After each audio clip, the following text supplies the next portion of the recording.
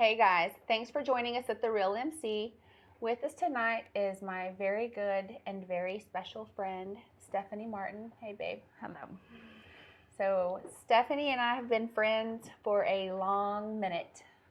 We grew up in, I love our hometown. Yeah, absolutely. It's like a big family, right? So, Steph was a little bit older than me in school.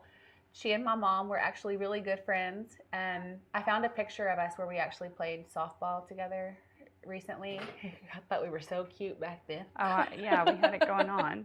No, I'll have to post it to my social media. It's the funniest picture ever. But we grew up together in this tiny town, Wink, America, and our families knew each other forever, super close. And then we both end up in Midland years and a jillion years later with kids and families, and God brought us back together. Definitely. Yeah, absolutely. What grade were the boys in the infamous incident? I would think third. Do you think third? That's what I think Garrett said, third grade. Yeah. It's like I've slept since then. But it was the funniest day, first of all. So the boys went to the same school. They went to Carver Center. They're both super smart kids. And they get off, or Garrett gets off the bus, and he has all these red marks on him. And I was like, what happened to you? Just gotten a punch out with somebody? Had to get a punch out? What? And the way we were raised, like you drag somebody across the street to the church and then, everybody goes on about their business. Well, I didn't know that it was like this whole thing where they'd kind of been messing with each other for a while. Anyway, the phone call is, when you have that professional phone call or you're talking to another mom you don't know, we're talking on the phone, and finally my fake telephone voice, I was like, is this Stephanie Maddox? That's right. And I realized that our boys had been punching each other out. We had one team meeting, and they were inseparable ever since. Yeah, don't you remember Cade crying so bad when we went over to your house? Do you remember that? Yes, the funniest story ever. Yes, absolutely. Well, the funny part for me was I couldn't really see Garrett because we had that like chase part of the couch, and so I couldn't see what he was doing behind me. But Cade was telling the story about that Garrett punches brick walls at school and smashes water bottles on his head. Well, when I look behind at Garrett, he's like this, like with his elbow on his leg. Like I was like, "What are you doing?" He's like, "Oh, I busted." Later on, he told me that was his school persona. That was. But they walked off that day, arm around one another, and that is just the way I'm always gonna think about them. Yeah, absolutely. Very thankful that we came back together. Well, same. Our boys were just a really great support for one another for a lot of years. Lots of years, yeah. They thank goodness, went to the same junior high. And I talk a lot about Cade. Here and there, I talk about, my number 77. But what I don't talk about a whole lot is, we lost Cade this year. That's very raw and very recent. I mean, it's been 7 months. Yes. And it feels like yesterday, of course. Absolutely, yeah. But the boys were, you work in Odessa. I have that mom that was a single mom, and it's hard to get to all the places, and so we sort of just teamed up, and like wherever somebody had to be, that's what we did. Somebody needs a ride. Thank God we were so comfortable, and it's an easy phone call when you grew up with somebody. Like, hey, grab my kid, pick up my kid. Yeah, I was very thankful for that, Marcie. Yeah, well, the same. Cade was one of the greatest blessings of my entire life, and he wasn't just Garrett's best friend. He was my best friend too. Smartest kid, the funniest kid on the planet. Like, when anyone thinks of Cade, what's the thing they think of? Probably his smile. Of anything, he's very funny. He loves politics. He did not mind sharing that one bit with you. To me, Cade was the sit back, watch kind of person. He was very caring and giving to anybody. He would accept whatever was going on. He would just roll with the punches always. So that's how I know that my son was. We've got some of my favorite pictures that you've given me. And, you know, my favorite picture that I took was of our boys on the football field with their backs to us and their numbers. You know, I wake up every morning and, you know, tell him good morning, baby. That's my screensaver, that picture, favorite picture. But when you look at those pictures, this kid had a smile like 10 miles wide. The funniest, wittiest, smartest kid I ever knew. So my mornings, you know, because the boys were, Kate had to go to Lee High, right. And Garrett had to go on to Lee Freshman, which is way out in the middle of nowhere. And so I had this sweetest time every morning with your baby, and that was our ride back to Lee High School. And that's whenever none of the other kids were around, and it was just the two of us. I'm headed to work, and he's headed to school. And Steph, so he made my mornings, like you said, his politics. Sometimes I wouldn't even know what was going on, and I had to like fake like I did so I didn't seem dumb. And sometimes I would have to go study so that I could like come back the next day with it. But he kept me on our toes, and kept me on my toes for sure. But God, he made me laugh. The thing that I think of too with Cade is he brought everybody together all the time. So I feel like our boys kind of, you know, they played football together in junior high or at Abel. Right. And they all started kind of falling into their little niches, right, or their little groups. And then there were the football players, and then, you know, the Cowboys, yeah, and the whatever. But right, literally, Cade was a part of every single group, all of them. He was the one that always brought everybody together, and kind of kept everybody together. And that little core group that they had at Carver Center, you know, those boys, what a fun, neat group. Yeah, you know, it's been nice to get to know the friends on more of a personal level for myself. They're a good group of boys, and I'm so glad that I've had that opportunity, and I'm not this geeky mom that they don't want to hang around with. That's been nice. Going through the grieving process is spending time with them, and that's been nice. Well, I will tell you, babe, that everybody in this town is hurting for that kid. He, like I said, he was the fun in the group.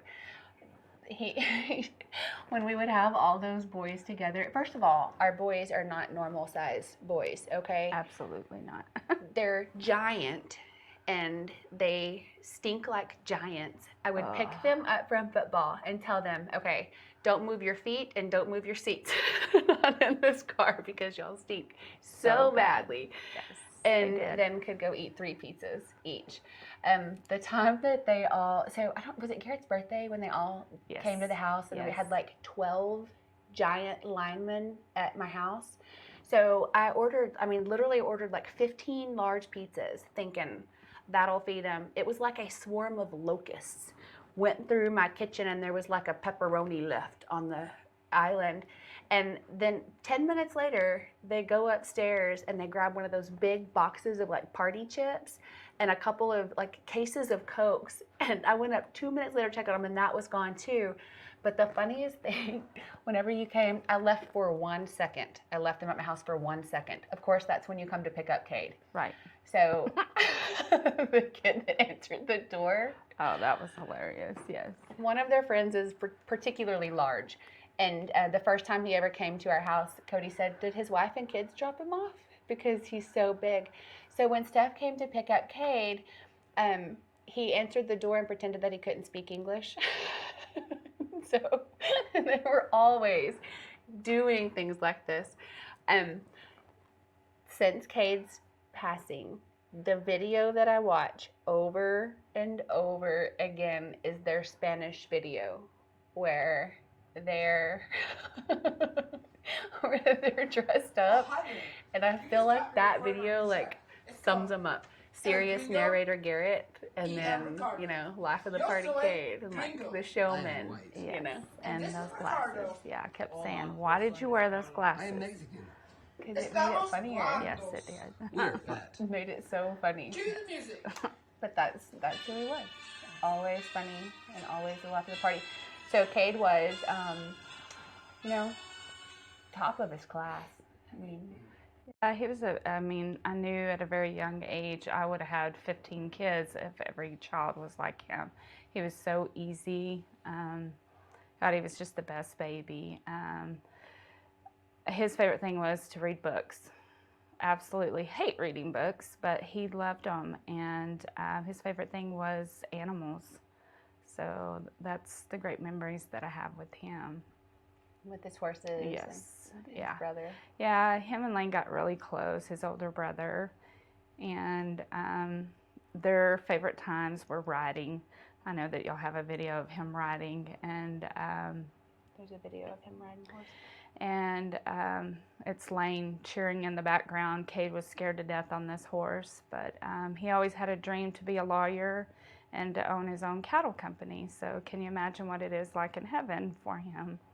Well, honey, he's doing it because Yes, he did everything he said he was going to do. Yes.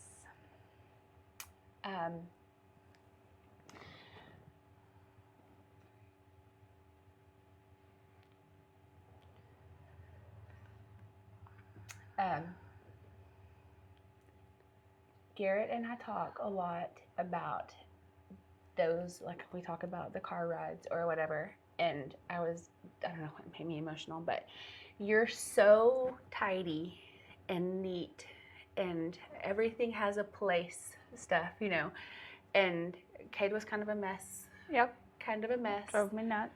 Well, I used to always tell Steph, I'm sure that our boys were like switched at birth, I'm certain, because I have to dig my clothes out of my closet floor to see if they're halfway clean enough to wear to work most days, because nobody's sure. But if you go into Garrett's room, it's like this, like a soldier did it. Everything is color-coded, everything's perfectly in place. And so Kate and I used to give Garrett such a hard time. Garrett swears that he'll never read a book that anybody doesn't make him read. He just doesn't want to do it.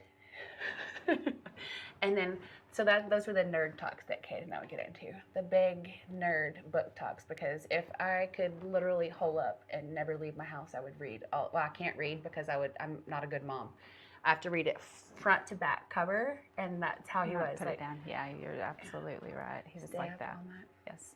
My fondest memories are going to church, and that was my favorite thing to do. Was he got the message so much more than I did, so I couldn't wait to get to the car to go, Kate, what'd you get out of it? Because the child just had such a gift of understanding and had such strong faith that he helped me a lot with that. Well, he helped all those boys with that. Yes. A lot. I'm very thankful that they are such a good group of kids. They really are. Well, right now we're working on, and I think it's just important to keep those boys together. Yeah, very much so. And keep you close to the boys. Yes. And keep me close to you and all that. But I love what we're doing right now, but that is one of the things is Cade's thing was he kept all of those boys together. Like I said, he was the glue of that whole group that brought all the different niches that they started falling into. He's the one that kept it to where it didn't matter whether you were riding horses and hanging out with these people or playing tennis or, super involved at church, and they all found their places that they settle.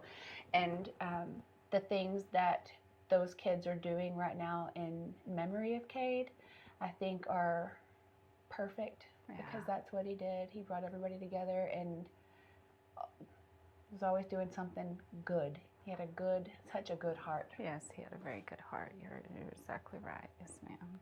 And he loved his mama. I'm very thankful for that. You go through that stage where you're just like, can I send them back? But he was at that age that, he was very protective, and we had come pretty close. So I'm very thankful for that. He was very protective. Yes, he was. Yes.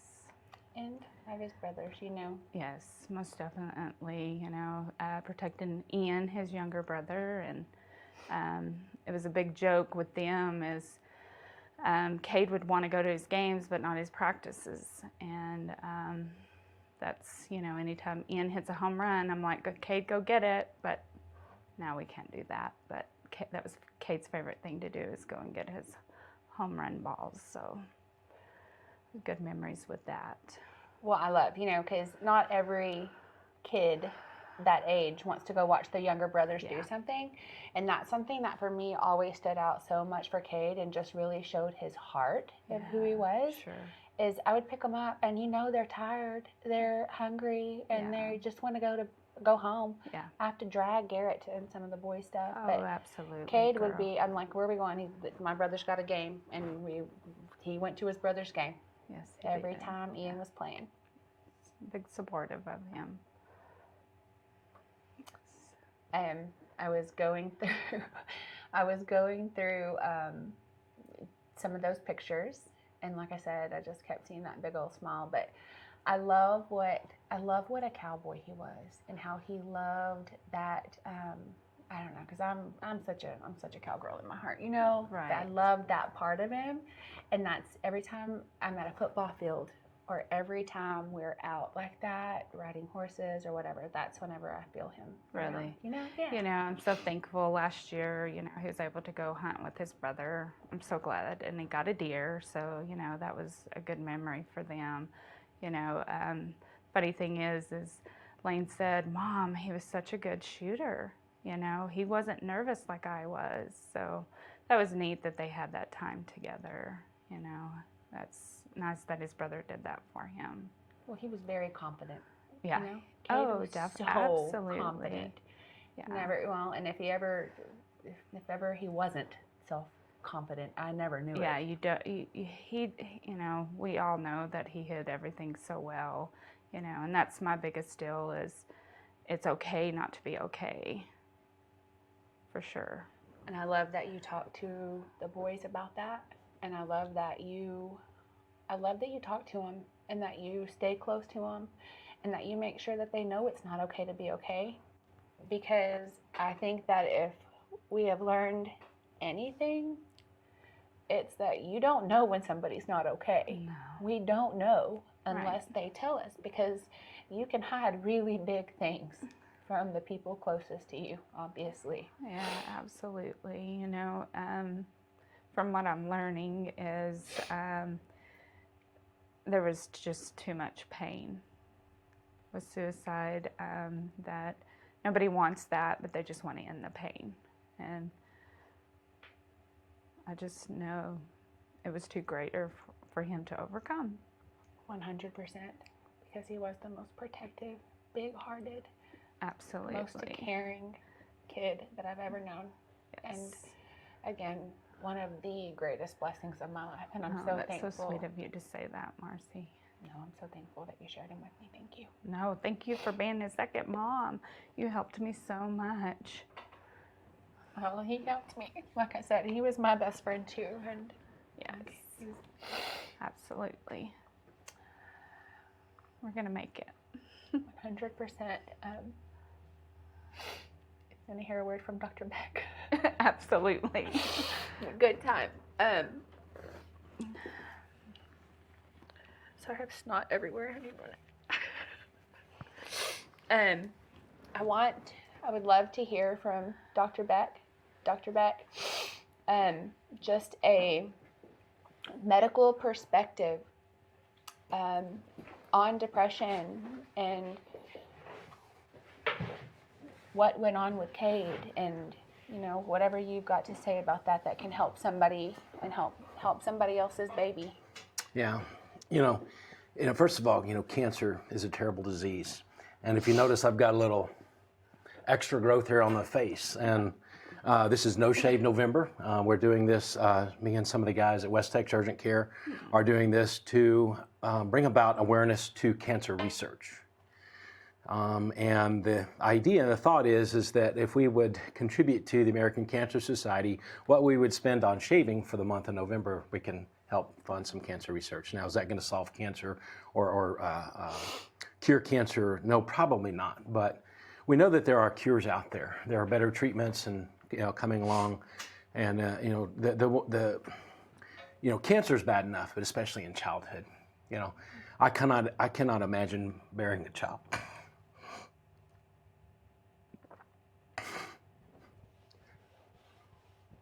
But, we can get through it. We can get through it together. And that's what's so great about friendships. And the fact that you can talk about memories and remember the good times. One of the things about depression is, first of all, it's more common than most people realize. A lot of people struggle with depression, clinical depression, and hopefully most of them get treatment. And so once they're on treatment, whether that's counseling and possibly sometimes medication, they can go through life and still function normal. The people that may not get help are the people that probably don't function normally and can't function and never do get over traumatic life events like this. Depression is a chemical imbalance in our brain. The way that the antidepressant medications work, if you suffer from depression and you see a medical provider and the decision is made to put you on medication, it's important to understand, like I said, that depression is a chemical imbalance in the brain. And it doesn't typically just happen overnight. It happens over a period of time. It may be months, it may be years. Stress to the body depletes a lot of our neurotransmitters. And those neurotransmitters are important in our brain and the nervous system in our body that allow us to function normally, and allow our cells in our body to function normally. And if those neurotransmitters are depleted, then the result can be depression. It can be other things too, but it's very common for people that struggle with either chronic stress, chronic anxiety, things like that, to develop depression because those neurotransmitters get depleted. And the way that the antidepressants work is that they help replenish by one way or another by either increasing the production of certain neurotransmitters or decreasing the reabsorption so that there's more of those neurotransmitters in the synapse. Synapse is the area between two nerve cells, either in the central nervous system, the brain, or in the other parts of the body in the nervous system. So the antidepressants typically work. A lot of times we don't really know exactly how they work, but we do know that they help replenish or increase certain levels of certain neurotransmitters. So there is treatment out there for people that suffer from depression, and I think the holidays are a time or period of time where a lot of people struggle with depression because either of feelings of loss, feelings of apartness, feelings of maybe their life may not be where they hope that it would be or that it could be. The other thing too is that lack of sunlight can also bring on depression, and some people in the winter months have shorter periods of light, so that's important to recognize, and that can be dealt with in slightly different ways. But so we know that depression is more common in the holidays, and I just hope that people will recognize it and seek out medical treatment if it's bad enough, especially if they're having thoughts of harming themselves. Then that's a reality. It's not easy to talk about, but we know that it's out there. Well, and like Steph said, to make sure people around you have a safe place and know that it's okay not to be okay. Yeah. It's okay not to be okay, and it's okay to tell somebody that you're not okay. It's hard asking for help. Yeah. And kind of that leads into what you're talking about. It's okay not to be okay. It's okay to ask for help. Right. I don't have to have all the answers today. I know that. Being able to ask for help for some people, especially depending on the way they were brought up, it's difficult for people to ask for help. And admitting that, I have a problem and then asking for help, that's a huge step for some people. Well, I will tell you that through Cade, I have definitely stopped, suck it up, you're a big guy, you're fine, suck it up. I mean, I've started telling my boys, I went from saying things that I can't believe I said to them to now, like, dude, all you have to do is wake up, just wake up, and I'm happy, and I don't want, to feel so prideful and be so manly because of especially where we are and the way that, I mean, I was raised that way too. We're just prideful people out here. You're not very manly, Marcie, just saying. I know. I'm trying to raise 4 But you of got them. 4 boys. I'm trying to raise 5 of them. Cody, I didn't say that out loud, but Who's number 5? I didn't say that out loud. Just kidding. But Would that be Mr. Cody? Well, and we are raising, 5 boys, and there's that mentality, especially. I mean, sports related. I mean, it's suck it up. You go. You push hard. Don't show no cheers. You don't have no emotions. You're a big tough guy. Exactly. Especially Don't when you're show a big it. tough guy. Yeah. If you show it, you're weak. I think that's a huge, a really important message from both of y'all. It's okay not to be okay, and we've got to start teaching our youth that it's okay not to be okay. Absolutely. Yep. Well, I do want to just remind everybody. You don't have to help me this week. I've got it. Got it? I've got it. That we are in honor of and in memory of Cade Shadden, number 77. He loved doing this. It's something that our boys did together. They're a little group, but they have, in memory of Cade, brought all of their groups together, and they're helping Jody Salisbury, helping Jody with the 2nd annual Amy Bell Blue Bag Project. We are currently piling up donations in our facility, and so if you would like to contribute, I will post tomorrow a click and pay option. You can actually Venmo Jody Salisbury. I'll post that. I should have given y'all that to post, but I'll post that on social media later. So that if you're not able, the holidays are a busy time. Right now we're getting ready for Thanksgiving. Everybody's busy. If you would rather contribute money, you can absolutely do it through Venmo. All of that will go to fill whatever gaps are left after we've collected all the items. So now through November 30th, we will be collecting items. You can drop off here. If you can't get here to drop anything off, I will come and pick it up from you and deliver it for you. But certainly, there are a lot of hurting people out here, and there are a lot of hungry, cold people right now. It's very cold. And our homeless community is bigger than it ever has been out here. And so we all need to do our part and take care of our own, because that's what we do in West Texas. So now through November 30th, we will be delivering to the churches. There are 3 churches that the homeless know to go and collect these items at. We'll be doing that on December the 7th. So if you would like to participate, contact me, reach out to me. You can DM on social media, text me, call any of us. But certainly help us do that for Cade. Let's do it bigger than ever, because he would love that. And blue was his favorite color. Yes, it was. And his birthday is in December. So what a better birthday present than to do it big and do it right. Amen. Amen.